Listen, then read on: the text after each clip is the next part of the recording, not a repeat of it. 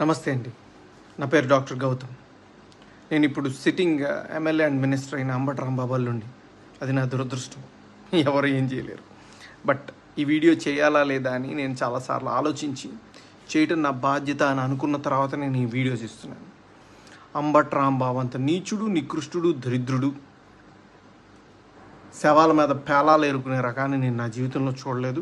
రోజు పొద్దున్నే దండం పెట్టుకునేటప్పుడు ఇంతటి నీచుడిని ఇంకొకసారి నా లైఫ్లో ఇంట్రడ్యూస్ చేయకు స్వామి అని ఎప్పుడు కోరుకుంటూ దండం పెట్టుకుంటుంటా. అంత భయంకరమైన వ్యక్తి. ఎందుకు ఇప్పుడు చెప్తున్నానంటే తన పోటీ చేయబోయే పోస్ట్ అలాంటిది. ఏ పోస్ట్కి అయితే మంచితనం, మానవతా విలువలు, కనీసం బాధ్యత ఉండాలో వీటిల్లో అందరికీ 100% అందరికీ అన్నీ ఉండక్కర్లేదు. 0.001% కూడా లేని వ్యక్తి అంబటి రాంబాబు. ఇలాంటి వ్యక్తికి ఓటేసేటప్పుడు మనకు తెలియకుండానే కొన్నిటిని మనం ప్రోత్సహిస్తున్నట్టు. ఎలాంటి వాటిని? ఎవరైతే నిస్సిగ్గుగా ఎంత పెద్ద గొంతేసుకొని ఎంత పెద్ద అబద్ధాన్ని అరిచినా సరే దాన్ని నిజం చేయొచ్చు అన్న కాన్ఫిడెన్స్తో బతుకుతారో సమాజంలో, అలాంటి వాళ్ళకి ఓటేస్తున్నట్టు. ఎంత లేకి పని అయినా చేసి చాలా హుందాగా బతకచ్చు సమాజంలో అని అనుకునే వాళ్ళకి ఓటేస్తున్నట్టు. ఏదైనా చేసి సిగ్గు లేకుండా సిగ్గులేని తనాన్ని ప్రోత్సహించవచ్చు అని అనుకునే వాళ్ళకి మనం ఓటేస్తున్నట్టు. ఇలాంటి వాళ్ళకి ఓటేస్తే ఇవే సమాజం యొక్క తలరాతలాగా మారి రేపు సమాజం కూడా ఇలానే తయారవుతుంది. దీన్ని ప్రజలు గమనించి సరైన ఓటుతో, సరైన బాధ్యతతో ఓటేసి సరిగ్గా నాయకుడిని ఎంచుకుంటారని ఆశిస్తూ నమస్తే. డాక్టర్ గుండబోలు గౌతమ్ నా మీద చేసినటువంటి వ్యాఖ్యలు వైరల్ అయ్యాయి. కొన్ని టీవీలు ప్రసారం కూడా చేశాయి. వాస్తవంగా అవి చూసిన తర్వాత నేను మాట్లాడాలని అనుకోలేదు. నన్ను చాలా టీవీ ఛానల్స్ ఫోన్ చేసి మీ మీద ఇలా సోషల్ మీడియాలోనూ కొన్ని టీవీల్లోనూ మీ అల్లుడిగా చెప్పబడుతున్న ఒక వ్యక్తి మీ మీద కొన్ని వ్యాఖ్యలు చేశారు, మీరేమన్నా కామెంట్ చేస్తారా, ఆయన మీ అల్లుడేనా అని అడిగారు. ఎస్, మా అల్లుడేను అని చెప్పాను. నేనేమి కామెంట్ చేయదలుచుకోలేదు, ఇది నా ఫ్యామిలీ ఇష్యూ అని నేను సున్నితంగా తప్పుకునే ప్రయత్నం చేశాను. అయితే ఈరోజు మధ్యాహ్నం అనుకుంటాను, జనసేన అధ్యక్షులు పవన్ కళ్యాణ్ గారు పొన్నూరు, నా తమ్ముడు అంబటి మురళి కృష్ణ పోటీ చేస్తున్నటువంటి నియోజకవర్గంలో ఎన్నికల ప్రచారానికి తెలుగుదేశం తరపున వచ్చి మా అల్లుడి విషయాన్ని కూడా కామెంట్ చేశాడు. రాంబాబు గారు అల్లుడు కూడా రాంబాబు గారు దుర్మార్గుడు, ఓటు వేయొద్దని అంటున్నాడు అనేటువంటి మాట, ఇంకా ఏయో పిచ్చి పిచ్చిగా కొన్ని మాటలు మాట్లాడారు. అవి నేను చూశాను. జనం కూడా పెద్దగా లేరు. అది మాట్లాడిన తర్వాత దీన్ని ఇలా వదిలేయడానికి వీలు లేదు. నేను కూడా మీడియా ముందుకు వచ్చి జరిగిన విషయాలను చెప్పాలి అనేటువంటి ఉద్దేశంతో మీ అందరికీ ఈ మీడియా సమావేశంలో అందుబాటులోకి రావడం జరిగిందని మనవి చేస్తున్నాను. Purely it is a family issue. It is a dispute also. నాకు 3 కుమార్తెలు ఉన్నారు. నా 2వ కుమార్తె అంబటి మనోజ్ఞ డాక్టర్, MBBS పూర్తి చేసుకుంది. గుండబోలు గౌతమ్కి ఇచ్చి వివాహం చేశాం. వారికి 2 పిల్లలు, ఒక బాబు, ఒక పాప. ఆ పెళ్ళికి చాలామంది మన నియోజకవర్గ ప్రజలు కూడా వచ్చారు. పవన్ కళ్యాణ్ గారు కూడా వచ్చి ఆశీర్వదించాడు. తర్వాత కాలానుగుణంగా ఫ్యామిలీలో డిస్ప్యూట్ రావడం జరిగింది. నా కూతురికి, నా అల్లుడికి సుమారుగా 3-4 సంవత్సరాల నుంచి నా కూతురు, నా మనవరాలు, మనవడు నా సమక్షంలోనే ఉన్నారు, నా పర్యవేక్షణలోనే ఉన్నారు. నేనే వారిని ఆర్థికంగా ఆదుకుంటున్నాను. నా 2వ అల్లుడు గుండబోలు గౌతమ్ ఏ విధమైనటువంటి సహాయం చేయకోకుండా వదిలేశాడు. ఇద్దరికి డిస్ప్యూట్ ఉంది. ఆ డిస్ప్యూట్ మీద నా అల్లుడు గుండబోలు గౌతమ్ కుకటపల్లి కోర్టులో డైవర్స్ కోసం అప్లై కూడా చేసుకున్నాడు. దానికి నా కూతురు అటెండ్ అవుతుంది. కౌంటర్ పడేశాం. అది ఇంకా ఒక కంక్లూజన్కు రాలేదు. This is purely a family dispute. నా కూతురికి నా అల్లుడికి మధ్యన ఉన్నటువంటి ఫ్యామిలీ డిస్ప్యూట్. దీన్ని చాలా కీలకమైన సమయంలో, ఎన్నికల సమయంలో 13వ తారీఖున పోలింగ్ జరుగుతున్నటువంటి సందర్భాన్ని పురస్కరించుకొని, ఇవాళ 5వ తారీఖు అనుకుంటున్నాను, 5వ తారీఖే కదా, 5వ తారీఖున నా అల్లుడు ఒక వీడియో రిలీజ్ చేశాడు.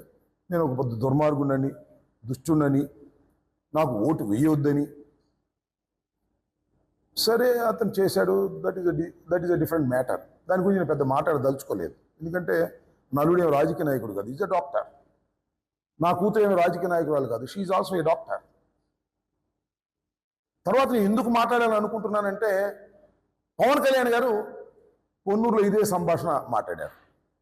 అంతకు ముందు కూడా నా అల్లుడు పలు సందర్భాల్లో ఉండబోలు గౌతమ్ నా కూతురు కబురు చేశాడు, నేను పవన్ కళ్యాణ్ గారిని కలుస్తాను, చంద్రబాబు గారిని కలుస్తాను అని బెదిరించి డైవర్స్ కావాలనేది ఆయన కోరుకున్నాడు. డైవర్స్ ఇవ్వడానికి కూడా నా కూతురికి ఏం అభ్యంతరం లేదు. కానీ నా కూతురికి ఒక కూతురు, ఒక మనవడు ఉన్నాడు. వారి భవిష్యత్తు ఏమిటో తేలాలి కదా. దానికోసం మేము డైవర్స్ గురించి కోర్టులో ఫైట్ చేస్తున్నాం. ఆయన ఫైట్ చేస్తున్నాడు, మేము ఫైట్ చేస్తున్నాం. This is the dispute. దీన్ని ఎవరికి చెప్పాలని అనుకోను. ఒక కూతురు కుటుంబం బాగోకపోతే దాన్ని బహిర్గతం చేయాలి అని అనుకోరు ఎవరో తల్లిదండ్రులు.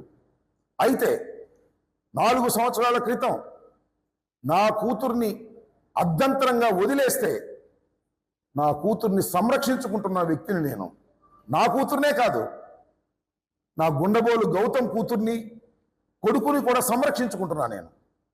నా కూతుర్ని చదివించుతున్నా. ఇప్పుడు MBBS అయిపోయిన తర్వాత, మ్యారేజ్ అయిపోయిన తర్వాత చదువు వదిలేస్తే ఇవాళ నేను యాంటీ ఏజింగ్ కోర్సుని దుబాయ్లో నా కూతురు చదివించుకుంటున్నా. ఈ మధ్యన ప్రాక్టికల్స్ కూడా వెళ్ళింది. అలాగే UK కూడా వెళ్ళి చదివించాలని అనుకుంటున్నా. ఎందుకంటే భర్తతో డిస్ప్యూట్ వచ్చిన తర్వాత, లేదు డైవర్స్ అయితే తన కాళ్ళ మీద తాను నిలబడాలి. అంటే ఎంతకాలం ఉంటాడు, ఉండలేడు కదా. తన కాళ్ళ మీద తాను నిలబడాలి అనేటువంటి ఉద్దేశంతో నా మనోజ్ఞని కూతుర్ని చదివిస్తున్నాను. తను స్టాండ్ మీద 70,000కి ఉద్యోగం చేస్తుంది ఇవాళ. నా కూతురుని చెప్పదు అక్కడ వెళ్ళి.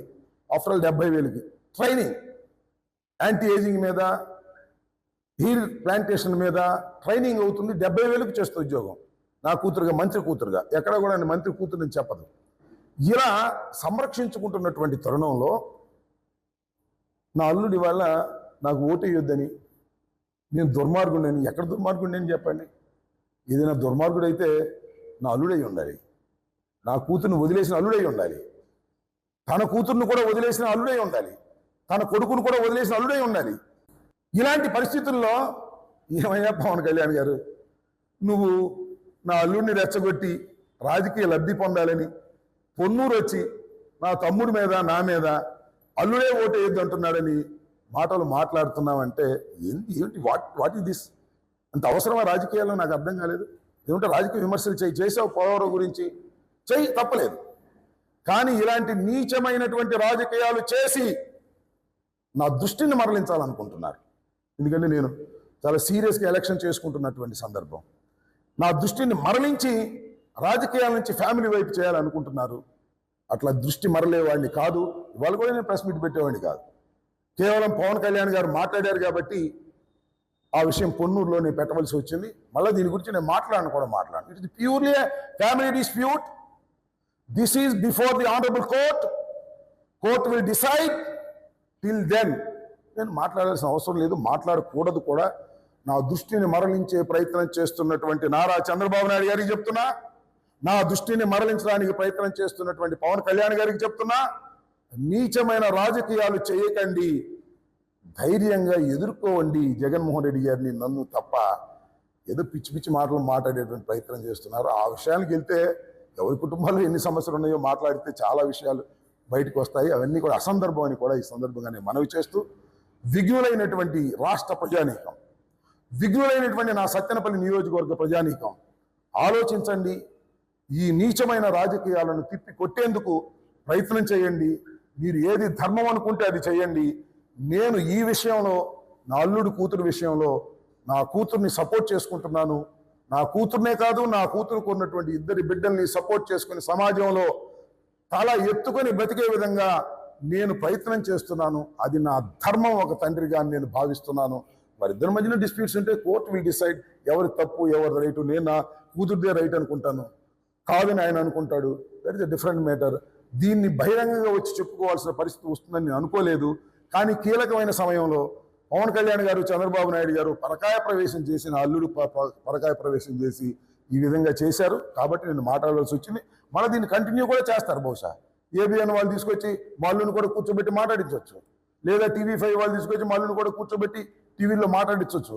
కానీ నా దృష్టిని మరల్చేటటువంటి ప్రయత్నం చేస్తున్నటువంటి వారికి చెప్తున్నాను, నా దృష్టి మరలదు. రాజకీయాల్లో గెలుపు వైపు పయనిస్తున్నటువంటి నాకు దృష్టి మరలదు. ఈ ఇష్యూ మీద చివరిగా మాట్లాడతాను, మళ్ళా మాట్లాడనని కూడా ఇది చెప్తున్నాను. ఇది ప్రజలకు అర్థం కావాలని, పవన్ కళ్యాణ్ అనే వ్యక్తికి కూడా అర్థం కావాలని ప్రయత్నం చేస్తున్నాను. చంద్రబాబు కూడా అర్థం కావాలనే విషయాలు చెప్తున్నాను. అర్థం కాకపోతే వాళ్ళ కర్మని వదిలేస్తానని కూడా ఈ సందర్భంగా మనవి చేస్తున్నాను. మాట్లాడి